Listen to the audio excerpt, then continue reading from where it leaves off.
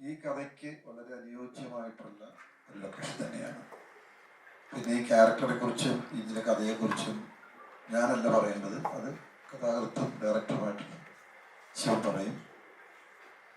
എന്നാലും എനിക്ക് ചെയ്യുമ്പോൾ ഞാൻ ഈ ക്യാരക്ടർ ഫസ്റ്റ് ഇതിൻ്റെ ഷൂട്ടിംഗ് തീരുന്നത് വരെ എനിക്ക് നല്ല ത്രില്ലിംഗ് ആയിരുന്നു.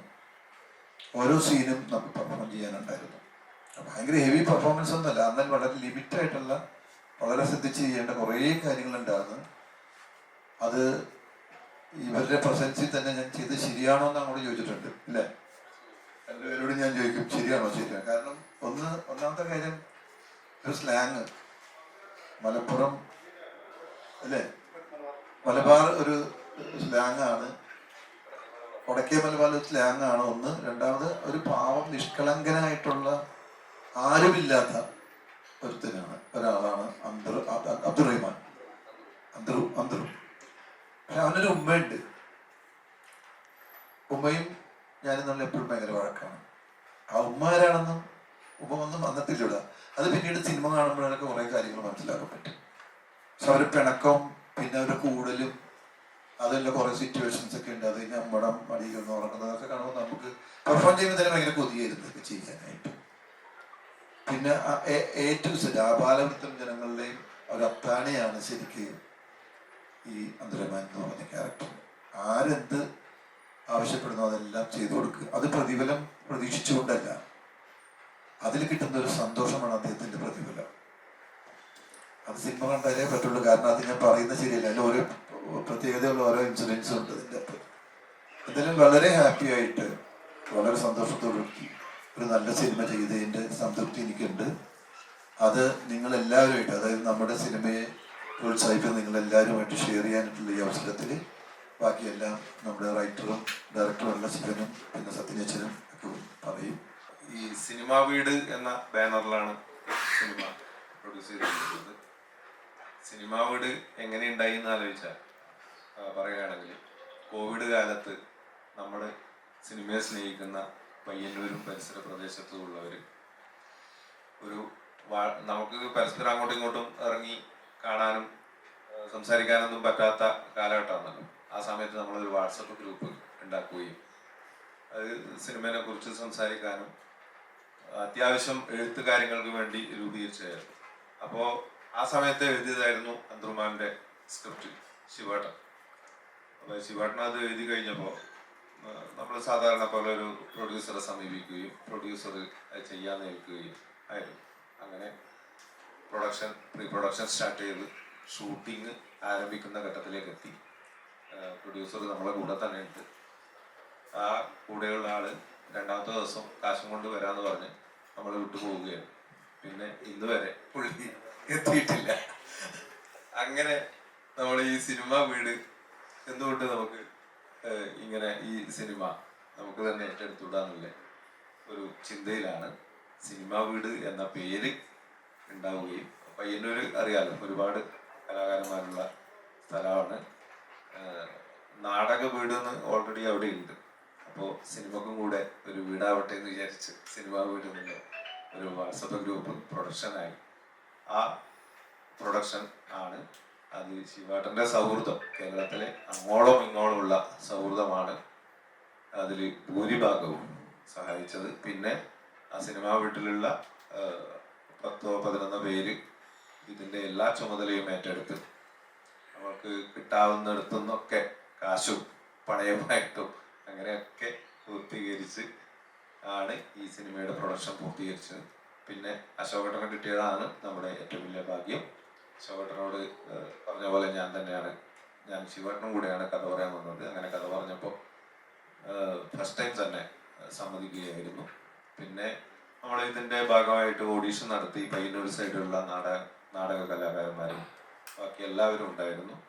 മനോജ് ഗെയ്യും ഇന്ന് തിരക്കേറിയ ഒരു നടനാണ്. പിന്നെ അതുപോലെ തന്നെ അനുമോള് നായികയായിട്ട് അഭിനയിച്ച രഞ്ജി കാങ്കോൽ, ഇപ്പോൾ അമ്മയായിട്ട് അഭിനയിച്ച ഭാനുമതി, ആൻഡ്രോയിഡ് കുഞ്ഞപ്പനിലൊക്കെ തിളങ്ങിയ നടിയാണ്. അങ്ങനെ നിരവധി പേര്, രാജേഷ് അഴീക്കോട്, നിരവധി പേര് ഇതിൻ്റെ ഭാഗമായിട്ടുണ്ട്. അങ്ങനെ പയ്യന്നൂരും പരിസര പ്രദേശങ്ങളിലും ചിത്രീകരണം പൂർത്തിയാക്കി നല്ല രീതിയിൽ അത് പൂർത്തിയാക്കുകയും ഈ സ്റ്റേജിൽ എത്തിയിരിക്കുകയാണ്. അപ്പോൾ നിങ്ങളെല്ലാവരുടെയും സഹകരണം ഉണ്ടാവണം എന്നാണ് പറയാനുള്ളത്. 31-ന് റിലീസ് ചെയ്യുകയാണ്. തുടർന്നും ഉള്ള റിലീസിന് ശേഷം നിങ്ങളുടെ എല്ലാവരുടെയും സഹകരണം ഉണ്ടാവണമെന്ന് അഭ്യർത്ഥിച്ചുള്ളൂ.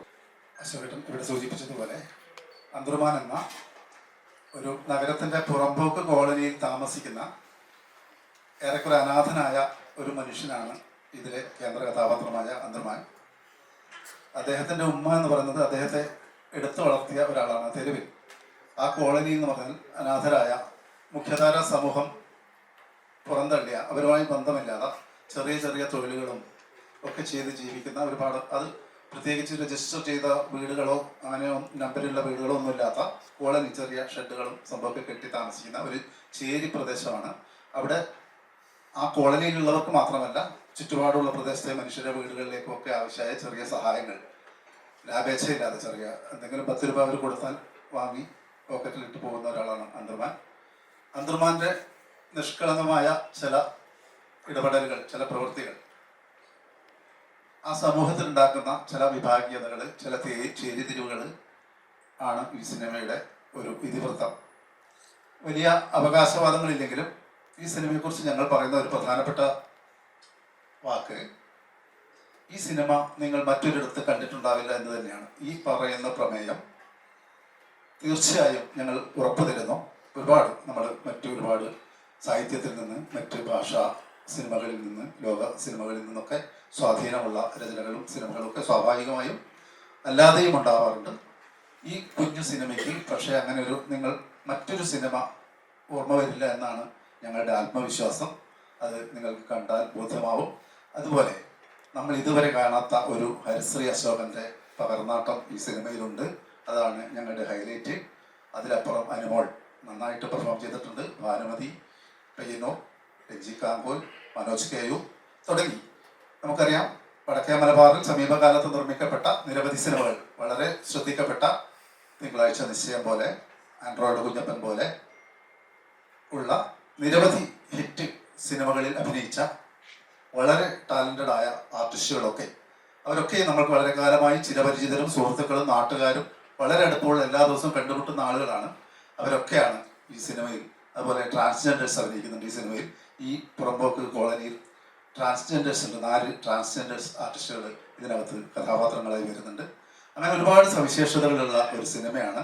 നേരത്തെ പറഞ്ഞതുപോലെ പട്ടണം റഷീദ്ക്കയുടെ മേക്കപ്പാണ് ഈ സിനിമയുടെ ഒരു പ്രധാനപ്പെട്ട ആകർഷണം. അതുപോലെ സംഗീതം നൽകിയിരിക്കുന്നത് ശ്രീവത്സൻ മേനോനാണ്. ബാക്ക്ഗ്രൗണ്ട് സ്കോർ ചെയ്തിരിക്കുന്നത് നന്ദു കർത്തയാണ്. വൈശാഖ സൂടൻ, ഇപ്പോൾ നമുക്ക് കാണാവുന്ന ഒരുപാട് എല്ലാ സിനിമകളിലെയും വളരെ ഹിറ്റായ പാട്ടുകൾ എഴുതുന്ന വൈശാഖ സൂടൻ്റെ വരികളാണ്. ആദിത്യൻ ശിവകുമാർ ആണ് അത് ആലപിച്ചിരിക്കുന്നത്. അങ്ങനെ നിരവധി ഘടകങ്ങളുള്ള ഒരു സിനിമയാണ്. ഈ സിനിമയെ നിങ്ങൾ ആ രീതിയിൽ പ്രോത്സാഹിപ്പിക്കുമെന്ന് പ്രതീക്ഷിക്കുന്നു. മറ്റെന്തെങ്കിലും സംസാരിക്കാൻ ചോദ്യമുണ്ടെങ്കിൽ. നോർമലി ഇപ്പോഴത്തെ ഒരു ട്രാക്ക് എന്ന് പറഞ്ഞാൽ കൂടുതൽ കൊമേഴ്ഷ്യൽ അല്ലെ എന്റർടൈൻമെന്റ് അല്ലെ മാസ് അങ്ങനത്തെ ഒരു ട്രാക്കിൽ ഇപ്പോൾ ഓടിക്കൊണ്ടിരിക്കുകയാണ് സിനിമ. അങ്ങനെ ഒരു സമയത്ത് ഇതൊരു ചെറിയ പടമാണെന്നും പറയുന്നു, എന്നാൽ അത്ര വലിയ കൊമേഴ്ഷ്യൽ ആയിട്ടുള്ള ഒരു സീരിയസ് ആയിട്ടുള്ള സബ്ജക്റ്റ് പറഞ്ഞ സിനിമയാണെന്ന് വിചാരിക്കുന്നു. അപ്പോൾ അങ്ങനെയുള്ളപ്പം അന്ത്രു ദ മാനിന് എത്രത്തോളം പ്രാധാന്യമുണ്ട്? തീർച്ചയായും വളരെ പ്രധാനപ്പെട്ട ഒരു ചോദ്യമാണ്. ഈ എല്ലാ സിനിമയും ആസ്വദിക്കുന്ന ഒരു പ്രേക്ഷകനാണ് ഞാൻ. അവസാനം ഇറങ്ങിയ ആവേശം പോലും എനിക്കിഷ്ടപ്പെട്ട സിനിമയാണ്. ഞാൻ കൂടുതലായി പ്രവർത്തിച്ചിട്ടുള്ളത് കുറച്ച് അക്കാഡമിക് മൂവികളിലും ആ രീതിയിലുള്ള സിനിമകളിലാണ്. പക്ഷേ ഞാൻ കുറെ കൂടി ഹ്യൂമർ ഇഷ്ടപ്പെടുന്ന ഒരാളാണ്. എൻ്റെ സിനിമ കുറെ കൂടി ആളുകളിലേക്ക് എത്തണമെന്ന് തീർച്ചയായും ആഗ്രഹമുള്ള ഒരു ആളാണ് ഞാൻ, ഒരു സംവിധായകനാണ്. ആ അർത്ഥത്തിൽ സിനിമ കൂടുതൽ ജനങ്ങളിലേക്ക് എത്താൻ ആവശ്യമായതൊക്കെ ഈ സിനിമയിലുണ്ട് എന്നാണ്. അതിൽ ആവശ്യത്തിനുള്ള നർമ്മങ്ങളുണ്ട്, അതിന് വേഗതയുണ്ട്. നമ്മൾ കാണുന്ന ഒരു ഓഫ് ബീറ്റ് സിനിമ ഫെസ്റ്റിവൽ മൂവിയുടെ ഒരു സ്പീഡോ അതിൻ്റെ ബാക്ക്ഗ്രൗണ്ട് സ്കോറോ അല്ലാതിരിക്കാൻ തന്നെ ഞങ്ങൾ ശ്രമിച്ചിട്ടുണ്ട്. അത് ജീവിതത്തോട് വളരെ ചേർന്ന് നിൽക്കുന്നതാണ്. ആ ജീവിതത്തിൻ്റെ വേഗതയൊക്കെ ആ സിനിമയ്ക്കുണ്ട്. ആ സിനിമ ആ അർത്ഥത്തിൽ നമ്മൾ ആ രീതിയിൽ തന്നെ ഇത് കണ്ട ആളുകൾ കൊച്ചിയിൽ നിന്നടക്കം, പയ്യന്നൂരിൽ ഞങ്ങൾ 2 ദിവസം ഈ സിനിമ പ്രദർശിപ്പിച്ചിരുന്നു. ഹൗസ്ഫുൾ ഷോ ആയിരുന്നു. കൊച്ചിയിൽ നിന്നടക്കം ഈ സിനിമ കാണാൻ ആളുകൾ വന്നിരുന്നു. അപ്പോൾ അങ്ങനെ വളരെയേറെ പ്രത്യേകതകൾ ആ സിനിമകളുണ്ട്. കണ്ടവരൊക്കെ നല്ല അഭിപ്രായമാണ് പറഞ്ഞത്. ബാക്കി ഞങ്ങൾ തന്നെ അതിനെക്കുറിച്ച് പറയുന്നതിൽ അർത്ഥമില്ല. ഈ സിനിമ ഇറങ്ങിയാൽ പറ്റുന്നവർ കാണുകയും ആ സിനിമയെക്കുറിച്ചുള്ള അഭിപ്രായങ്ങൾ നമുക്ക് രൂപീകരിക്കാൻ പറ്റുമെന്നാണ് ഞാൻ വിചാരിക്കുന്നത്. കുറച്ച് പറഞ്ഞല്ലോ OPT പടങ്ങൾ അങ്ങനത്തെ ഒരു സിനിമകളാണല്ല, സിനിമകൾ ആസ്വദിക്കാനുള്ളതാണ്. പക്ഷേ അങ്ങനെ ഒരു കാറ്റഗറൈസ് ചെയ്ത് പ്രകൃതി പടങ്ങൾ അല്ലെങ്കിൽ OPT പടങ്ങൾ അല്ലെങ്കിൽ ലാഗുള്ള അല്ലെങ്കിൽ അങ്ങനത്തെ കുറേ കാറ്റഗറീസ് ഉണ്ട്. അപ്പോൾ അങ്ങനത്തെ പടങ്ങളെല്ലാം ഈ ഫെസ്റ്റിവൽസിൽ മാത്രം നമ്മൾ കണ്ടുവരുന്നു. എന്നാൽ കൊമേഴ്ഷ്യലുകളെല്ലാം തിയേറ്റേഴ്സിലും കാണുന്നു. ശരിക്കും പറഞ്ഞാൽ അതൊരു സിനിമയിലുണ്ടാകുന്ന വേറൊരു തന്നെയല്ലേ കാണിക്കുന്നത്? അല്ല, ജോണറുകൾ ഉണ്ട്, അങ്ങനെ വിവിധ ജോണറുകളിൽ സിനിമകൾ ഉണ്ടാവുന്നുണ്ട്. അത് സ്വാഭാവികമാണ്, അതുണ്ടാവും. സിനിമയുള്ള കാലം ഒക്കെ അതുണ്ടാവും. പക്ഷേ ഇതിൻ്റെ ഇടയിൽ പ്രവർത്തിക്കുന്ന സിനിമകളുണ്ട്. നമ്മുടെ നല്ല കണ്ടന്റ് പറയുന്ന സിനിമകൾ, ഗ്രേറ്റ് ഇന്ത്യൻ കിച്ചൺ പോലുള്ള സിനിമകൾ, കാതൽ പോലുള്ള സിനിമകൾ, ജിയോബി ഒക്കെ ചെയ്യുന്ന തരം സിനിമകൾ. അപ്പോൾ അത് പോപ്പുലർ ആവുന്നുണ്ട്, സൂപ്പർ ഹിറ്റുകളാവുന്നുണ്ട്. അത്തരം സിനിമകൾ, തിങ്കളാഴ്ച നിശ്ചയം പോലുള്ള സിനിമകൾ, അതിൻ്റെ അതിർവരമ്പുകളില്ല. നമ്മുടെ താരങ്ങളുടെ ഒരു വാല്യൂ, സ്റ്റാർഡം ഉപയോഗിച്ച് മാത്രമല്ലാതെ അവരെ കഥാപാത്രങ്ങളാക്കിയും ജനങ്ങൾക്ക് റിലേറ്റ് ചെയ്യാൻ പറ്റുന്ന ഒരു സ്റ്റോറി സബ്ജക്റ്റും ആകുമ്പോൾ അത് റിലേറ്റ് ചെയ്യും, ആളുകൾ എൻജോയ് ചെയ്യുന്നതാണ് ഞങ്ങൾ വിശ്വസിക്കുന്നത്. അതാണ് നമ്മുടെ ഒരു എക്സ്പീരിയൻസ്. ഈ സിനിമ അത് തെളിയിച്ചിട്ടുണ്ട് എന്നാണ്, അല്ലെങ്കിൽ തെളിയിക്കും എന്നാണ് ഞങ്ങൾ പ്രതീക്ഷിക്കുന്നത്. ഡയറക്ടർ പറഞ്ഞ ചേട്ടൻ്റെ ഒരു പകർന്നാട്ടം തന്നെ ഈ സിനിമയിൽ കാണാൻ പറ്റും. അതുപോലത്തെ ഒരു കഥാപാത്രമാണ് അവതരിപ്പിച്ചിരിക്കുന്നത്. ശരിക്കും എങ്ങനെ ഉണ്ടായിരുന്നു അന്തർവിധമായി? ഞാൻ നേരത്തെ പറഞ്ഞല്ലോ, ഞാൻ ചെയ്തിട്ടുള്ളൊരു സ്റ്റൈല് വേഷമല്ല അത്, ഞാൻ ചെയ്യാത്തൊരു വേഷമാണ്. അപ്പൊ ആ ക്യാരക്ടർ കിട്ടിയപ്പോൾ എനിക്ക് വളരെ സന്തോഷം തോന്നി. അപ്പൊ അവർ ഓരോ സീൻ എടുക്കുമ്പോഴും ഞാൻ ചോദിക്കും ഓക്കെയാണോ. അപ്പൊ അത് ഓക്കെയാണെന്ന് ഡയറക്ടർ പറയാൻ നേരത്ത് ഭയങ്കര ഹാപ്പി ആയിരുന്നു. പിന്നെ എനിക്ക് മോണിറ്റർ കാണാമല്ലോ. ടോട്ടലി ഞാൻ സിനിമ കണ്ടപ്പോഴും എനിക്കിഷ്ടമായി. അതാണ് ഞാൻ പറഞ്ഞത്. അല്ല ഭയങ്കര സംഭവം എന്ന് പറയാനായിട്ടുള്ള സംഭവമൊന്നും അല്ല, പക്ഷെ ഞാൻ ചെയ്യാത്തൊരു വേഷം ചെയ്തിട്ടുള്ളൊരു സന്തോഷം. അത് എനിക്കെന്നെ വിശ്വാസമുണ്ട്, നല്ല രസമുള്ള സാധനമാണെന്നുള്ളത്. അശോകൻ ചേട്ടാ, ഇപ്പോൾ നോർമലി മലയാളികൾക്ക് അശോകൻ ചേട്ടൻ എന്ന് പറയുമ്പോൾ എപ്പോഴും റിലേറ്റ് ചെയ്യുന്ന ഹ്യൂമർ റിലേറ്റ് ചെയ്തുള്ള കഥാപാത്രങ്ങളൊക്കെ വെച്ചിട്ട് അതിൽ നിന്ന് മാറി കുറച്ചുകൂടെ സീരിയസ് ആയിട്ടുള്ള കഥാപാത്രം ചെയ്യുമ്പോൾ എന്തുകൊണ്ട് അക്സെപ്റ്റ് ചെയ്യപ്പെടുന്നില്ല, അല്ലെങ്കിൽ അങ്ങനത്തെ ഒരു ഇത് എപ്പോഴും തോന്നിയിട്ടുണ്ടോ? അക്സെപ്റ്റ് ചെയ്യാത്ത പടം ഓടാത്തോണ്ടാണ്. ഓ, കടകൻ എന്ന പടം കണ്ടോ? കണ്ടായിരുന്നു, നല്ല പടം കണ്ടോ? കണ്ടായിരുന്നു. അത് തിയേറ്ററിൽ ഓടിയില്ല. കാരണം എന്താന്ന് വെച്ചാല്, ഒന്ന് ഭ്രമയുഗം, പിന്നെ പ്രേമലു, മഞ്ഞുമൽ ബോയ്സ്, ഇത് രണ്ടും തകർത്താടിക്കൊണ്ടിരിക്കുന്ന സമയത്തുണ്ടെന്ന് അത് റിലീസ് ചെയ്തത്. ആ സമയത്ത് പോലും റിലീസ് ചെയ്തതെന്ന് ഡയറക്ടർ പ്രൊഡ്യൂസറോട് പറഞ്ഞു എന്നാണ് അറിയുന്നത്. അപ്പൊ അത്രയും വലിയ പടങ്ങൾ നിൽക്കുമ്പോൾ ഓടി ഐ ലെവലിൽ നിൽക്കുന്ന സമയത്ത് കൊണ്ടുവന്നിട്ട് കടകൻ, അതായത് എൻ്റെ ഹീറോ മറ്റു ആർട്ടിസ്റ്റുകളൊക്കെ ഒന്ന് ആലോചിക്കണം. നമ്മൾ ഇപ്പൊ നമുക്ക് റിലീസ് ചെയ്യണ്ട, ഓരോന്നിനും ഒരു സമയമുണ്ട്. ആ സമയത്ത് ഇട്ടിരുന്നെങ്കിൽ കടകൻ പിന്നെയും കൊണ്ടില്ലേ, നിങ്ങൾ കണ്ടതല്ലേ? മോശം പടമല്ല എന്താണെങ്കിലും അതിൻ്റെ അകത്ത് നല്ലൊരു ക്യാരക്ടർ എനിക്ക് ചെയ്യാൻ പറ്റി. ആ പടം ഓടിയിരുന്നെങ്കിൽ ചിലപ്പോൾ എനിക്ക് കുറച്ച് വേഷങ്ങളും അതുപോലെ നല്ല വേഷങ്ങളും അതുപോലത്തെ ടൈപ്പ് വേഷങ്ങളെങ്കിലും കിട്ടിയേനെ. അപ്പൊ അതൊക്കെ നമ്മളുടെ കുഴപ്പം കൊണ്ടല്ല, നമുക്ക് കിട്ടുന്നത് നമ്മൾ ഭംഗിയായിട്ട് ചെയ്യാൻ ശ്രമിക്കുന്നുണ്ട്. അപ്പൊ ഇതും അതുപോലെ ഒരു വേഷം കിട്ടിയപ്പോൾ അത് ചെയ്യാനുള്ള ബുദ്ധിമുട്ട് ചെയ്യുന്നതാണ്. എന്ത് പടമാണെങ്കിലും ശരിയാണ്. ഇപ്പൊ പഞ്ചാബി ഹൗസ് എന്ന് പറയുന്ന ചിത്രം അത്രയും ഹിറ്റായിട്ട് ഓടി, അതുകൊണ്ട് എല്ലാവരും മനസ്സിൽ നമ്മളുണ്ട്. ഗോഡ് ഫാദർ എന്ന് പറഞ്ഞ ചിത്രത്തിൽ ഞാൻ ചെറിയൊരു വേഷമാണ് ചെയ്തത്. ആ പടം ഓടിയതുകൊണ്ടാണ് ഞാൻ ശ്രദ്ധിച്ചത്. നേരെ പറഞ്ഞാൽ ആ പടം ഓടിയില്ലെങ്കിൽ എന്നെ അന്നും അറിയില്ല, ഇന്നും അറിയില്ല, ആ ഒരു കാലഘട്ടം വരെ അറിയില്ലായിരുന്നു. അപ്പൊ ഓടുന്ന പടത്തിൽ ഒരു ചെറിയ വേഷം ചെയ്താലും അത് ശ്രദ്ധിക്കപ്പെട്ടാൽ നമ്മുടെ ജനം നോട്ടിഫൈ ചെയ്യും. ഇത് അങ്ങനെയുള്ളൊരു വേഷങ്ങൾ വരുമ്പോൾ നമ്മളത് കിട്ടുമ്പോൾ നമ്മൾ ആരാണെങ്കിലും, ഞാനെന്നല്ല ഏതൊരു ആർട്ടിസ്റ്റ് ആണെങ്കിലും സ്വീകരിക്കും. അത് ഓടാതെ വരുമ്പോഴാണ് അതൊന്നും അല്ലാതായി പോകുന്നത്. എപ്പോഴും തോന്നുന്നുണ്ട് ഈ ഒരുപാട് താരമൂല്യം അല്ലെങ്കിൽ ഒരുപാട് സ്റ്റാർ കാസ്റ്റ് ഉള്ള പടങ്ങളൊക്കെ ഇങ്ങനെ വരുന്ന സമയത്ത് ചെറിയ പടങ്ങൾ ഒതുങ്ങി പോകാറുണ്ട്, അല്ലെങ്കിൽ തിയേറ്ററിൽ അങ്ങനെ നിലനിൽക്കാറില്ല. ശരിക്കും അങ്ങനെ ഒരുപാട് താരങ്ങൾ അങ്ങനെ മലയാള സിനിമയിൽ നിന്ന് വന്നു പോയിട്ടുണ്ട്. ശരിക്കും പറഞ്ഞാൽ എന്താ പറയുക, ഒരു കറക്റ്റ് ഒരു ഓർഡർ ഇല്ലാതെ സിനിമ ചെയ്യുക, ഇറക്കി വിടുക, അങ്ങനത്തെ ഒരു സിസ്റ്റം ആയി പോകുന്നില്ല. അങ്ങനെ ഒരുപാട് താരങ്ങൾ മലയാള സിനിമയിൽ നഷ്ടപ്പെട്ടു പോയിട്ടുണ്ട്. അങ്ങനെ അല്ല, അതെങ്ങനെ നമുക്ക് തീർച്ചപ്പെടുത്താൻ പറ്റും? എങ്ങനെ ചെയ്യണം, എപ്പോൾ ചെയ്യണം ഒന്നും തീർച്ചപ്പെടുത്താൻ പറ്റില്ലല്ലോ. ഒരു സിനിമ ഉണ്ടാക്കാന്നുള്ള അവരുടെ ആഗ്രഹങ്ങളാണല്ലോ. ഇപ്പൊ പ്രൊഡ്യൂസർക്ക് പടം ചെയ്യണം എന്ന ആഗ്രഹം വരും, കഥ കേൾക്കുന്നത് ഇഷ്ടപ്പെടുന്നു. പിന്നെ ഇതിൻ്റെയൊക്കെ ബേസ് എന്താന്ന് വെച്ചാൽ, നമ്മള് ഒരു സിനിമ ഉണ്ടാക്കുമ്പോൾ, ഒരു കഥ ഉണ്ടാക്കുമ്പോൾ ഈ കഥ എപ്പോൾ പറയാൻ പറ്റും നമുക്ക് പ്രെഡിക്റ്റ് ചെയ്യാൻ പറ്റില്ല, അല്ലേ? ഏത് കഥ എപ്പോൾ പറയണം എന്ന് ആർക്കും പ്രെഡിക്റ്റ് ചെയ്യാൻ പറ്റില്ല. ഇപ്പൊ ആട്ടം എന്ന് പറയുന്ന സിനിമ IFFKയിൽ ഗംഭീരമായി ഞാൻ കണ്ട പടമാണ്. അത് തിയേറ്ററിലും ഭയങ്കര വൻവീച്ച് വരുന്നു, ഇല്ലേ? അത് ഒരു മാസം ഒരു റിഹേഴ്സൽ ക്യാമ്പ് ഇട്ട് അവിടെ എല്ലാവരും താമസിച്ച് പഠിച്ചു അങ്ങനെ എടുത്തൊരു സിനിമയാണ്. അത് ഫെസ്റ്റിവലിന് വേണ്ടി ചെയ്തതാണ്. അതാണ് കൊമേഴ്സ്യലും വിജയിച്ചു. ഇത് സംഭവിക്കുന്നതാണ് അതൊക്കെ. എന്ന് പറഞ്ഞതുപോലെയാണ് നമ്മളും ഇത് ജനങ്ങളിലേക്ക് എത്തിക്കണം എന്നുള്ള ആഗ്രഹം കൊണ്ടാണ് ഇറങ്ങിയിരിക്കുന്നത്. ഒരുപക്ഷെ ചിലപ്പോൾ ജനങ്ങൾ സ്വീകരിക്കും, പറയാൻ പറ്റില്ല. ഇപ്പോ ഞാനിപ്പോ വേറെ പടത്തിന്റെ പ്രൊമോഷനിലായിരുന്നു. അവിടുന്ന് ഇവിടെ എത്താൻ ഒരുപാട് സമയത്തി എടുത്തു. മഴയാണ് കാരണക്കാരൻ. മഴയില്ലാതെ കുറച്ച് നേരത്തെ ഞാൻ എത്തിയേനെ. അപ്പൊ കാരണങ്ങൾ പലതുണ്ട്, പലതും സംഭവിക്കുന്ന വേണ്ടിയിട്ട് പല കാരണങ്ങൾ കൊണ്ട് പല സംഭവങ്ങളും ഉണ്ടാവുന്നുണ്ട്. അപ്പൊ അങ്ങനെ കാലാവസ്ഥ ഭയങ്കര പ്രശ്നമാണ് ഇപ്പോൾ. എന്നാലും ഇനിയും ഇത് ചില പടങ്ങൾ ഇങ്ങനെ ഇപ്പൊ ഷൂട്ടിംഗ് വരെ പലതും നിർത്തിവെച്ചു, റിലീസിങ് മാറ്റി വെച്ചു. ഇത് കുറച്ച് നാളായതുകൊണ്ട് ഇവർക്ക് ഇങ്ങനെ ഒരു അവസരം കിട്ടിയപ്പോൾ റിലീസ് ചെയ്യുന്നു. പിന്നെ ജനങ്ങളാണ് ഇതൊക്കെ കണ്ടിട്ട് വിധിയാണ്. ഇങ്ങനെ ഇപ്പൊ പലതും പല സിനിമകളെ കാണുന്നത് പല ആഗ്രഹമുള്ളവരാണ്. അപ്പൊ അങ്ങനെയുള്ളവര് ഇത് കണ്ടിട്ട് എന്താണെന്ന് വിലയിരുത്തട്ടെ എന്നുള്ളതാണ് കറക്റ്റ് പറഞ്ഞത്. ഇത്രയും നാൾ ഒരുപാട് നല്ല കഥാപാത്രങ്ങൾ ചെയ്തിട്ടുണ്ട്, ചിരിപ്പിച്ചിട്ടുണ്ട്, ചിന്തിപ്പിച്ചിട്ടുണ്ട് ഒരുപാട്. അപ്പൊ ഇതുപോലുള്ള കഥാപാത്രം ജനങ്ങളെ ഏറ്റെടുക്കാൻ വൈകിപ്പോയി. അപ്പൊ ഇതൊരു ബ്രേക്ക് നൽകുന്ന ഒരു കഥാപാത്രമായിരിക്കും. ഇന്ദ്രൻസ് ഹോം എന്ന് പറഞ്ഞ സിനിമ എല്ലാവരും അക്സെപ്റ്റ് ചെയ്ത് അങ്ങനെ ഒരു ബ്രേക്ക് എന്നൊരു സിനിമയായിരുന്നു. അപ്പൊ അത് പക്ഷെ ഒരു കൊമേഴ്ഷ്യൽ മൂവി ആയിരുന്നു. ഇന്ന് ടെർബോ പോലുള്ള വൻ പടങ്ങൾ ഓടുമ്പോൾ ഈ സിനിമ ഇപ്പൊ തന്നെയാണ് ഇറക്കാൻ പറ്റിയ ടൈം എന്ന് തോന്നുന്നുണ്ടോ? ഈ സിനിമ ഇറക്കുന്നത് നടനല്ല, പ്രൊഡ്യൂസറും ഡയറക്ടറും തീരുമാനിച്ചിട്ടാണ്. നമുക്ക് കിട്ടുന്ന വേഷം ചെയ്യുക എന്നുള്ളതാണ്. നമ്മളിലേക്ക് അത് തരുമ്പോൾ അത് നമ്മളെ ആടി തീർക്കുകയാണ് അവിടെ. അത് എപ്പോഴാണ് ഇറക്കേണ്ടത്, ഞാൻ ഇപ്പൊ പറഞ്ഞ കാര്യമാണ്. അത് എപ്പോഴാണ് ഇറക്കേണ്ടത് തീരുമാനിക്കുന്നത് നമ്മളല്ല. ഇപ്പൊ എനിക്കിപ്പോ ഈ പടം അഭിനയിച്ചു എനിക്കവിടെ വലിയ കുറെ വേഷങ്ങൾ വരും എന്നുള്ളതല്ല എന്റെ പ്രതീക്ഷ. എനിക്ക് കിട്ടിയ വേഷം ഞാൻ ഭംഗിയാക്കുക എന്നുള്ളതാണ്. പിന്നെ ഞാൻ നേരത്തെ ഇന്റർവ്യൂവിൽ പറഞ്ഞിട്ടുള്ളൊരു കാര്യമാണ്, ഏതൊരു നടനും നടിയുമാണെങ്കിലും പൂർണ്ണമായിട്ട് അഭിനയിക്കാൻ ഇതുവരെ പറ്റിയിട്ടില്ല. ഒരു ക്യാരക്ടർ കൊടുത്താലും 100% പൂർണ്ണമായിട്ട് അഭിനയിക്കാൻ ആർക്കും പറ്റില്ല. അത് വിദേശത്തുള്ള തുടങ്ങി നമ്മുടെ ഇന്ത്യൻ സിനിമയില്, പിന്നെ മലയാളത്തിലെ നമ്മുടെ മലയാള സിനിമയുടെ അച്ചുതണ്ടുക്കളായിട്ടുള്ള 2 അച്ചുതണ്ടാണ് മലയാള സിനിമ, ഒന്ന് മമ്മൂട്ടി ഒന്ന് മോഹൻലാൽ. അവര് വരെ പച്ചനെ വിളിച്ച് പറഞ്ഞിട്ടുള്ളതാണ് പൂർണ്ണമായിട്ട് അഭിനയിക്കാൻ ഒരു നടന് ഒരു ക്യാരക്ടറും പറ്റില്ല. എത്ര നമ്മൾ അഭിനയിച്ചാലും ശരിയാണ്, നമ്മൾ ആ സ്ക്രീനിൽ കാണുമ്പോൾ അവിടെ കുറച്ചുകൂടി നന്നാക്കാമായിരുന്നു. അപ്പൊ എന്ന് പറയുന്ന പോലെ നമ്മൾ എത്ര നന്നായിട്ട് നമുക്ക് അഭിനയിച്ചാലും ശരിയാണ്, പോരായ്മകൾ അവിടെ എവിടെയെങ്കിലും ഇത്തിരി ഉണ്ടാവും. നമ്മൾ എന്തെങ്കിലും ചെയ്യുന്ന വെച്ചാൽ നന്നാകും, നമുക്ക് ഇങ്ങനെ കുറെ വേഷങ്ങൾ കിട്ടിയിട്ട് സന്തോഷം, അത് നന്ദി പറയാന്നുള്ളതാണ്. അല്ലെങ്കിൽ നാളെ ഞാൻ ഇൻഫ്ലുവൻസ് ചെയ്തപോലെ ഹോമിലെ ഒരു ബ്രേക്ക്, ആ ബ്രേക്ക് ഒന്നും പ്രതീക്ഷിച്ചില്ല ചെയ്യുന്നത്.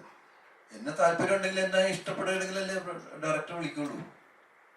അല്ലാതെ എനിക്ക് വേറൊരു വേഷം തരുന്ന വേഷം ഭംഗിയാക്കുക.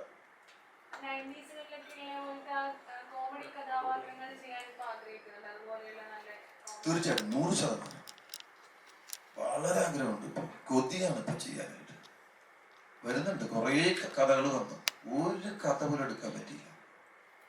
കാരണം കോമഡി എഴുതാൻ ബുദ്ധിമുട്ടാണ്, കോമഡി അഭിനയിക്കാനും ബുദ്ധിമുട്ടാണ്, കോമഡി എടുക്കാനും ബുദ്ധിമുട്ടാണ്. മൂന്നും അതിന്റെ വശങ്ങൾ കറക്റ്റ് ആയില്ലെങ്കിൽ വർക്കൗട്ട് ആവില്ല. അന്ന് പറയുന്ന കഥകൾ നമുക്ക് കേൾക്കുമ്പോൾ അറിയാം, ചിലത് നമുക്ക് കേൾക്കുമ്പോൾ അറിയാം, എല്ലാമല്ല ചിലത് ഞാൻ നിങ്ങൾ വർക്ക് ചെയ്ത് നോക്കുന്നു പറഞ്ഞിട്ട് പോയിട്ട് അവർ വർക്ക് ചെയ്തിരിക്കുന്നുണ്ട്. ഇത്രയും ക്യാരക്ടറാണ് അതിൽ എനിക്ക് പറഞ്ഞത്, അതൊക്കെ വർക്ക് നടക്കുന്നുണ്ട്. പക്ഷെ ചിലതൊക്കെ നമുക്ക് കേൾക്കുമ്പോൾ തോന്നുന്നു എന്താണ് ഇവർ പറയാൻ ഉദ്ദേശിക്കുന്നത്, നമുക്ക് ഒരു സുഖമില്ലാത്ത കഥകളാണ്, എന്തെങ്കിലും തമാശകൾ പറയുക എന്നുള്ളത്. പക്ഷെ നമ്മൾ അങ്ങനെയൊക്കെ വെറുതെ കുറെ ചെറിയ അഭിനയിച്ച് കഴിഞ്ഞാൽ നമ്മൾ പണ്ട് ചെയ്തു വെച്ചിരിക്കുന്ന ചിലത് നോക്കുമ്പോൾ നമുക്ക് ചെയ്യാൻ തോന്നുന്നില്ല. അപ്പൊ നല്ല കോമഡി സിനിമകൾ വന്നാൽ നമുക്ക് ഈസി ആയിട്ട് തീർച്ചയായിട്ടും അഭിനയിക്കാൻ പറ്റും. അതിനെപ്പോഴും ഞാൻ കൊതിച്ചിരിക്കണം. അത് റേഷൻ പോലെയാണ് നമ്മുടെ കോമഡി. അശോകേട്ടാ, അതിൽ നിന്ന് ഞാൻ ചോദിക്കുകയാണ്, ഇപ്പം ചേട്ടൻ പറയും കോമഡി ഉണ്ടാക്കാൻ പാടാണ്, ചെയ്യാൻ പാടാണെന്ന്. അപ്പം ഒരുപാട് പ്രേക്ഷകർ ചിരിപ്പിച്ച ഇന്നും ഓർക്കുന്ന ഒരു പടമാണ് CID മൂസ. അപ്പോൾ നോർമലി എല്ലാ പടങ്ങളിലും 2ാം ഭാഗം വരുമ്പോൾ അല്ലെങ്കിൽ അതിന് വേറൊരു വേഷം പോലെ ചെയ്യുന്ന സമയത്ത് മിക്ക പടങ്ങളും അങ്ങനെ വിജയിക്കാറില്ല. CID മൂസ 2 ഇപ്പോൾ വരാൻ പോകാമെന്നൊക്കെ പ്ലാനിങ് കേൾക്കുന്നു. അപ്പം അതിനെക്കുറിച്ച് അങ്ങനെ പേടിയുണ്ടോ? ആദ്യത്തെ പോലെ ഇത് വർക്കൗട്ട് ആവുമോ കോമഡി? അതിന്റെ വേറൊരു വശം പറഞ്ഞു, ഇപ്പൊ പഞ്ചാബി ഹൗസ് എന്ന് പറയുന്ന സെക്കൻഡ് പാർട്ട് വരുന്നു എന്ന് പറഞ്ഞ് പ്ലാൻ ചെയ്തതാണ്. ഭയങ്കര പേടിയായിരുന്നു. കാരണം എന്താ വെച്ചാല് പഞ്ചാബി ഹൗസ് ജനങ്ങളുടെ മനസ്സിലുണ്ട്, വേൾഡ് മലയാളികളുടെ എല്ലാം മനസ്സിലുണ്ട് ആ സിനിമ. അത്രയെങ്കിലും ആവണം, അതിന്റെ മേളിലാണ് വരേണ്ടത്. അത്രയെങ്കിലും ആയില്ലെങ്കിൽ പഞ്ചാബി ഹൗസ് മനസ്സിലുണ്ടായ എല്ലാ ഇത് പോകും. അപ്പൊ ഭയങ്കര പേടിച്ച് തന്നെ ചെയ്യണ്ട. അപ്പൊ ഞാൻ മാത്രമല്ല, സ്ക്രിപ്റ്റ് ഡയറക്ഷൻ എല്ലാം കറക്റ്റായിട്ട് കയറിയെങ്കിൽ മാത്രമേ ചെയ്യൂ. അതുകൊണ്ടാണ് അവർ ചെയ്യാത്തത്. അത് CID മൂസയും അങ്ങനെ തന്നെയാണ്, അതിന്റെ മേലേക്ക് വരണം, അതിനെ ഒപ്പമെങ്കിലും നിൽക്കണം. അപ്പൊ നമ്മളില്ലെങ്കിൽ അതൊന്നും ചെയ്തു വെച്ചതിന്റെ പേര് കൂടി പോകും. ചിലപ്പോൾ നന്നാവും, പ്ലാനിങ് ഉണ്ടെന്ന് പറയുന്നു. ചേട്ടാ, ഇപ്പൊ കണ്ടുവരുന്നത് സിനിമ ഇപ്പൊ 2024 സിനിമകളുടെ സുവർണകാലം എന്ന് പറയാം. നല്ലൊരു കോടികൾ സമ്പാദിക്കുന്നു. ഇന്ത്യൻ സിനിമയിൽ തന്നെ ഒരു മാതൃക മലയാള സിനിമ വന്നുകൊണ്ടിരിക്കുന്നു. അങ്ങനെ ഉള്ളപ്പോൾ തന്നെ മലയാള സിനിമയിലെ ആക്ടേഴ്സിനെ പലപ്പോഴും ടാർഗറ്റ് ചെയ്യപ്പെടുന്നതായിട്ട് ഒരു വേറെ ഒന്നും കിട്ടിയില്ലെങ്കിൽ ആക്ടേഴ്സിന്റെ മണ്ട ഇപ്പം മമ്മൂക്കയുടെ വിഷയം വരുന്നു. അങ്ങനെ ശരിക്കും പറഞ്ഞാൽ ഇത് ആരൊക്കെയോ എന്തൊക്കെയോ സിനിമയെ തകർക്കാൻ, ഇൻഡസ്ട്രിയെ തകർക്കാൻ വേണ്ടി ശ്രമിക്കുന്നതായിട്ട് തോന്നുന്നുണ്ടോ? മമ്മൂക്ക പോലൊരു ഒരു പുഴുവിന്റെ കേസിൽ മമ്മൂക്കയെ പോലൊരു ആക്ടറെ ഇങ്ങനെ ടാർഗറ്റ് ചെയ്ത് സംസാരിക്കുക, പക്ഷെ അറിയായിരുന്നു അത്. ഞാനിപ്പോ പത്രം വരുത്തുന്നതാണ്, ഞാൻ ഹെഡ്ലൈൻ വായിക്കും, എന്നിട്ട് ഞാൻ തീരുമാനിക്കുന്നത് ഞാൻ വായിക്കണം ഡീറ്റെയിൽ. ഞാൻ അങ്ങനെ മാത്രമേ വായിക്കാറുള്ളൂ പത്രം. കാരണം എനിക്ക് ആവശ്യമുള്ള പത്രം ഞാൻ എടുക്കാറുള്ളൂ. അപ്പൊ എനിക്ക് ആവശ്യമില്ലാത്ത ഞാൻ എൻ്റെ ബ്രെയിനിൽ സൂക്ഷിക്കാറില്ല, അതിനെക്കുറിച്ച് ചിന്തിക്കാറില്ല. നമുക്കൊരു മനുഷ്യന് 24 മണിക്കൂറാണ് ഒരു ദിവസം കിട്ടുന്നത്. ആവശ്യമില്ലാത്ത ഒന്നും ഞാൻ ചിന്തിക്കാറില്ല, സംസാരിക്കാറില്ല, സൂക്ഷിക്കാറുമില്ല. സംസാരിച്ചോട്ടെ, ആവശ്യമില്ലാത്ത സംസാരിക്കാതിരിക്കുക അല്ലേ? നമുക്കല്ലാതെ എന്തെല്ലാം കാര്യങ്ങളുണ്ട്. മലയാള സിനിമയെ സംരക്ഷിക്കാൻ എല്ലാവരും നോക്കണ്ട അല്ലേ? അതല്ലേ പറഞ്ഞത്? എന്റെ മറുപടി അത്ര. സുഹൃത്ത് ചോദിച്ച ഈ ചോദ്യത്തിന്റെ അതിലൊരു വാസ്തവമുണ്ട്. നമ്മുടെ സമൂഹത്തിൽ നിർഭാഗ്യകരമായ ചില പ്രവണതകൾ, ചില ചേരിതിരിവുകൾ ഉണ്ടാവുന്നുണ്ട്. അത് താരങ്ങളെ കേന്ദ്രീകരിച്ചു അങ്ങനെയൊക്കെ നമ്മളിപ്പോൾ കേട്ടുകൊണ്ടിരിക്കുന്ന സംസാരിക്കുന്നത് നമ്മളാരും അത് കേൾക്കാനോ അങ്ങനെ ചിന്തിക്കാനോ ആഗ്രഹിക്കുന്നില്ല. അത് നമ്മുടെ സമൂഹത്തിലെ ചില പ്രതിഫലനങ്ങളാണ്. ആ കാലം ഒരു കാലം ഉണ്ടാക്കുന്ന പ്രതിഫലനങ്ങളാണ്. അതുകൂടി ഞങ്ങളുടെ ഈ സിനിമയുടെ പ്രമേയമാണ്. ഈ സിനിമയിലെ അന്തർമാൻ എന്ന കഥാപാത്രം ചെന്നെത്തുന്ന ഒരു പ്രതിസന്ധിയുണ്ട് സിനിമയുടെ ഒരു ഘട്ടത്തിൽ. അത് ഇതുകൂടിയാണ്. അത് കാരണം നമ്മുടെ സമൂഹത്തിൽ എന്താണോ നടക്കുന്നത് അത് പ്രതിഫലിക്കുന്നുണ്ട്. അത് അന്തർമാന്റെ ജീവിതത്തിലെ അല്ലെങ്കിൽ ചുറ്റുമുള്ള മനുഷ്യരുടെ ജീവിതത്തെ ബാധിക്കുന്നതാണ് ഈ സിനിമ. അത് ആ ചോദ്യത്തിൻ്റെ കൂട്ടത്തിൽ പറഞ്ഞ അതുപോലെ ഈ സിനിമ സിങ് സൗണ്ട് ചെയ്ത ഒരു സിനിമയാണ്. ശബ്ദത്തിന് വളരെ പ്രാധാന്യമുള്ള ഒരു സിനിമയാണ്. ഇത് ഒരു തിയേറ്റർ എക്സ്പീരിയൻസ് ആവശ്യപ്പെടുന്ന സിനിമയാണ്. അത് തീർച്ചയായിട്ടും അതിൻ്റെ വ്യത്യാസം നമുക്ക് ഫീൽ ചെയ്യും. അതുകൂടി ഈ കൂട്ടത്തിൽ ഞാൻ ഓർമ്മിപ്പിക്കുകയാണ്. ഇതിന്റെ കൂടത്തെ ഒരു ചോദ്യം, കാരണം ഇപ്പൊ ഇത്രയും നാളായിട്ടും ഇപ്പൊ ഇവിടെ ഉള്ളവരാണെങ്കിൽ പോലും നന്നായിട്ട് പ്രതികരിക്കാനോ അല്ലെങ്കിൽ മമ്മൂക്ക് ഒരു നല്ല പിന്തുണ കൊടുക്കാനോ തയ്യാറാവുന്നില്ലായിട്ട് തോന്നുന്നു. അപ്പൊ അത് എങ്ങനെയാണ് ഇതിന്റെ ഒരു നിങ്ങളുടെ ഒരു അജണ്ടയുടെ ഭാഗമാണത്? മനസ്സിലായി, ഒന്നുകൂടി പറയൂ. അതായത് ഇപ്പൊ മമ്മൂക്ക ഒരു അജണ്ടയുടെ ഭാഗമാണ് ഈ ഒരു സിനിമ എടുക്കുന്നതും ചില സിനിമകൾ എടുക്കുന്നതൊക്കെ പറയുന്നു. അതുപോലെ തന്നെ നിങ്ങളിലേക്ക് പ്രതികരിക്കാത്തതും ഒരു അജണ്ടയുടെ ഭാഗമാണെന്ന് ചോദിക്കുന്നത്. നമ്മളിപ്പോൾ മമ്മൂട്ടിയെ പോലെ ഒരു വലിയ ഒരു പ്രതിഭാശാലിയായ വലിയ പ്രസ്ഥാനം തന്നെയാണ്. അദ്ദേഹത്തെ പോലത്തെ ഒരു ആൾക്കെതിരെ വരുന്ന വിമർശനത്തിന് ഞങ്ങളൊക്കെ ഞാനൊരു വളരെ സാധാരണക്കാരനായ നാട്ടുപുറത്തൊരു മനുഷ്യനാണ്. അപ്പൊ നമുക്ക് അതിന് മറുപടി പറഞ്ഞാൽ എൻ്റെ ഒച്ച എവിടെയും കേൾക്കുമോ? ഞാൻ ഇപ്പൊ എൻ്റെ സിനിമയെ കുറിച്ച് പറയാൻ വന്നതുകൊണ്ട് ഇത്രയും ആളുകൾ കേൾക്കുന്നു എന്നല്ലാതെ എനിക്കതിനെ കുറിച്ച് അഭിപ്രായമുണ്ട്. ഞാനത് എൻ്റെ സമീപത്ത് പറയുന്നുണ്ടാവും, എനിക്ക് കിട്ടുന്ന വേദികളിൽ പറയുന്നുണ്ടാവും. അതിനേക്കാൾ വലിയ അത് പറയേണ്ട ആളുകൾ ഉണ്ടാവാം. ചില ആളുകൾ ചിലപ്പോൾ ഇതൊരു ഇൻഡസ്ട്രിയും കൂടി, ഇത് വ്യവസായം കൂടിയാണ്. അപ്പോൾ അതിനകത്ത് പല ആളുകളും തലയിട്ട് അഭിപ്രായം പറയാൻ ശ്രമിക്കില്ല. അതൊക്കെ അതിൻ്റെ ഭാഗമല്ലേ. സിനിമ എന്ന് പറയുന്ന കോടികൾ മറിയുന്ന ഒരു ഇൻഡസ്ട്രിയാണ്. അപ്പോൾ അതിനകത്ത് ചില ഇമേജുകൾ നിലനിർത്താൻ വേണ്ടി ആളുകൾ ശ്രമിക്കും. എന്തായാലും സാധാരണ ജനങ്ങൾ അതൊന്നും എടുക്കുന്നില്ല എന്നാണ് ഞാൻ മനസ്സിലാക്കുന്നത്. ഇതൊക്കെ ന്യൂനപക്ഷം ആളുകൾ ചെയ്യുന്ന കാര്യങ്ങളാണ് ഈ ചേരിതിരിവൊക്കെ എന്നാണ് ഞങ്ങൾ വിചാരിക്കുന്നത്. അന്തർമാൻ സംസാരിക്കാൻ ശ്രമിക്കുന്ന ഒരു പൊളിറ്റിക്സ് നേരത്തെ പറഞ്ഞു, അതായത് അന്തർമാന്റെ ഇടപെടലുകൾ ഒരു സമൂഹത്തിൽ ഉണ്ടാക്കുന്ന ഭിന്നതകൾ. ശരിക്കും നമ്മുടെ സമൂഹത്തിൽ എന്തെങ്കിലും ഒരു മെസ്സേജ് ഈ പൊളിറ്റിക്സിന് കൊടുക്കാൻ സാധിക്കും, അല്ലെങ്കിൽ ഈ കോൺഫ്ലിക്റ്റിന് കൊടുക്കാൻ സാധിക്കും? അന്തർമാന്റെ ഒരു ജീവിതമാണ്, അല്ലെങ്കിൽ ആരുമില്ലാത്ത കോളനി, പുറമ്പോക്ക് കോളനിയിൽ ജീവിക്കുന്ന മനുഷ്യരാണ് ഈ സിനിമയിലെ കഥാപാത്രങ്ങൾ. അപ്പം അവരുടെ ജീവിതം, കാരണം അവർക്ക് സ്വന്തം വീടില്ലാത്ത, സ്ഥലമില്ലാത്ത, വികസനം വരുമ്പോൾ വീട് പൊളിച്ചു മാറ്റപ്പെടുന്ന കോളനിക്കകത്ത് താമസിക്കുന്ന മനുഷ്യരാണ്. അവർ അവസാനം ചെതറിപ്പോകുന്ന മനുഷ്യരാണ്. അപ്പോൾ അങ്ങനെയാണ് ഞങ്ങൾ പ്രത്യക്ഷമായി രാഷ്ട്രീയം പറയാൻ ഒരു സിനിമയല്ല അത്. പക്ഷെ അത് മനസ്സിലായി, അതിനകത്ത് രാഷ്ട്രീയമുണ്ട് തന്നെ.